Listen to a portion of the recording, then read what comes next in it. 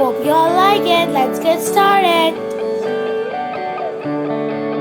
Toffee, तो उसके लिए 1 कप तिल जो मैंने भून लिया है और 1 कप जो है जौगरी भी बोलते हैं इसको और गुड़ भी बोलती हैं। इससे को गर्म करने के लिए रख दिया है।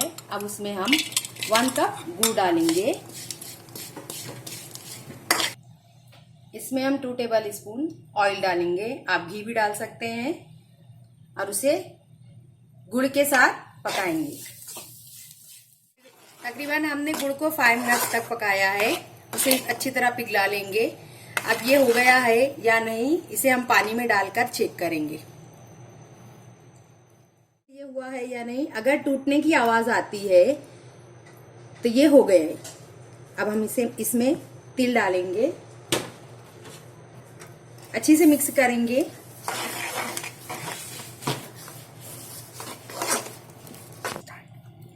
हमने गैस की फ्लेम को ऑफ कर दिया है। अब हम इसे इस थाली में निकालेंगे जो कि हमने तेल लगाकर पहले इसे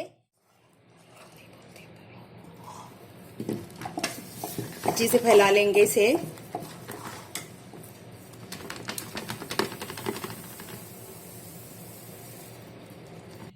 अभी हमारी टॉफी का बैटर रेडी हो गया है। हम इसे ठंडा रखने के लिए, ये हम ठंडा होने के लिए इसको रख देंगे।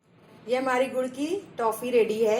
वीडियो पसंद आए तो लाइक शेयर कीजिए और चैनल को सब्सक्राइब कीजिए।